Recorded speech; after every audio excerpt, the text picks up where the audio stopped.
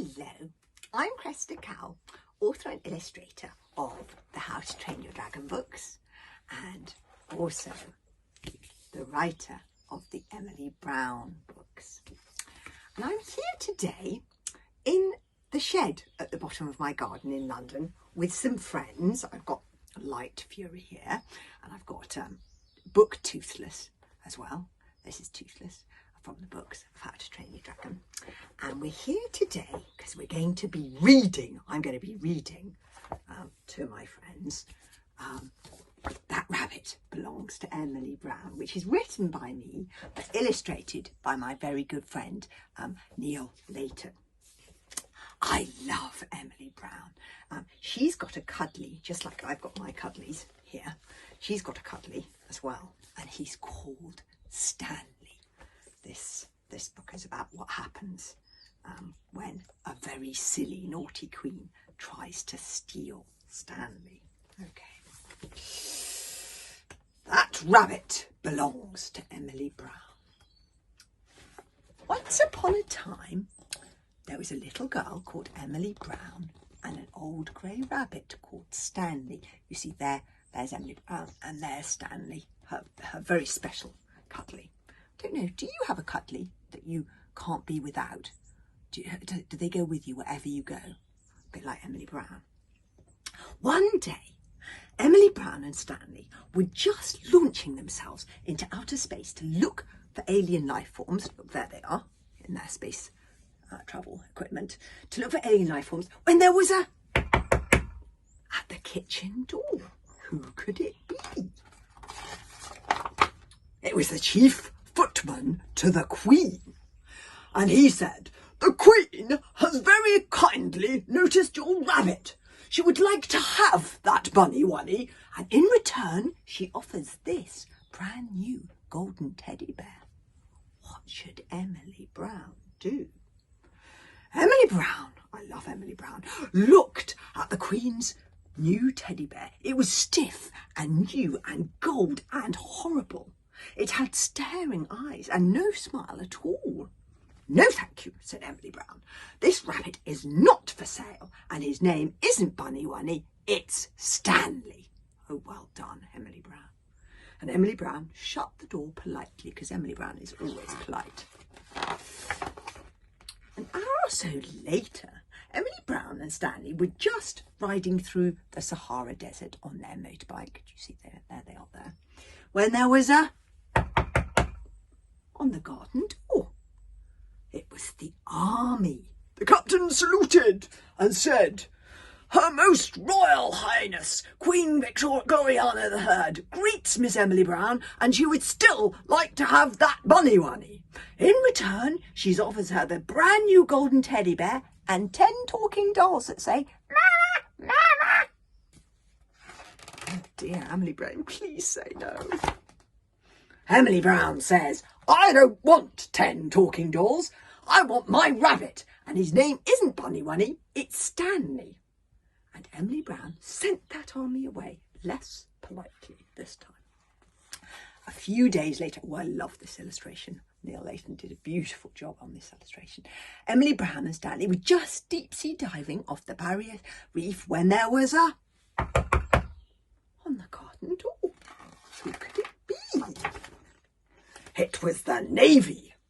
The Admiral saluted and said, "Her Most Glorious Highness, Royalist, Queen Gloriana III, greets Miss Emily Brown, and she would like you to hand over that rabbit at your earliest convenience. She points out that she is the poshest person on the planet, and Bunny Bunny would be much better off with her. In return, she offers the brand new golden teddy bear, 10 talking dolls that say, 'Mama, Mama,' and 50 rocking horses that rock forever." What will Emily Brown say? "I don't care who she is," said Emily Brown. "That rabbit belongs to me, and his name isn't Bunny Wunny, it's Stanley." And she sent the Navy away. Oh, this is another beautiful illustration. A few weeks later, Emily Brown and Stanley were just climbing through the Amazonian rainforest when there was on the garden door. Who could it be this time? It was the Air Force.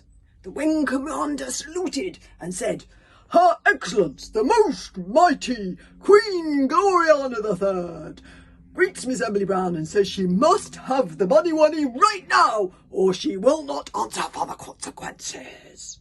In return, we will give her the brand new golden teddy bear, 10 talking dolls that say, Mama, Mama, and 50 rocking horses that rock forever, and all the toys she could ever desire." That's a big one. Oh, please, Emily Brown, please say no. Yes, she does say no. Now, Emily Brown was fed up. She sent that Air Force away and she pinned up a big notice on the garden gate. Look, there it is, and it reads, "This rabbit is not for sale, and his name is not Bunny Wunny, it's Stanley." That's telling her. But a few months later, oh no, Emily Brown and Stanley were just lying fast asleep in bed, dreaming of all the adventures they would have the next day, when there was absolutely no noise at all at the door or the gate or the window. Uh-oh, uh-oh. Silently in crept the Queen's special commandos. Look, they're saying shh.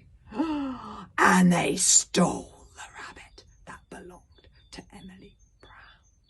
Oh no, oh no, oh no. We're all worried here. Look, oh no, we're worried. When Emily Brown woke up the next morning for the first time in her life, there was no Stanley. What will Emily Brown do? Luckily, Emily Brown is a girl of considerable force of character. Emily Brown was so cross. She knew just what had happened. She marched straight up to the palace on the hill and she knocked on the naughty Queen's front door. Emily Brown, there she is knocking on the door there. Emily Brown ran into the palace and there was that naughty Queen crying like anything. The first thing she said was, "Thank goodness you've come, Emily Brown. There's something wrong with Bunny Wunny." There was indeed something wrong with Bunny Wunny. That silly naughty Queen had put him in the royal washing machine all night and he'd come out this really odd pink colour. Look at him, he looks terrible.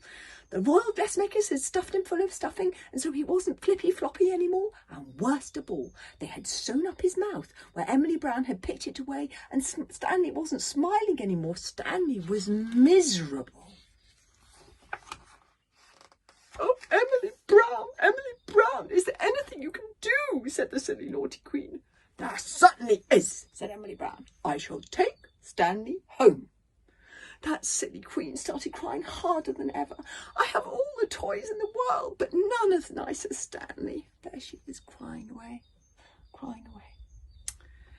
Emily Brown felt sorry for that silly Queen, so she went to the royal toy cupboard and she took down that brand new golden teddy bear and she placed it on the Queen's lap. Emily Brown then whispered so that no one else could hear. Here she is whispering. "You take that horrid brand new teddy bear and you play with him all day. Sleep with him at night. Hold him very tight and be sure to have lots of adventures. And then maybe one day you will wake up with a real toy of your own." And Emily Brown and Stanley went home. There they are going home. Thank goodness for that. That was the last Emily Brown and Stanley heard from that silly naughty Queen for quite some time. But one day, a couple of years later, just as Emily Brown and Stanley were exploring the outermost regions of the Milky Way, look, there they are in their spacesuits, there came a at the kitchen door. It was the postman with a letter for Emily Brown, and it just said, "Thank you." So that was the story of That Rabbit Belongs to Emily Brown. Oh, I'm so glad it ended well. aren't you?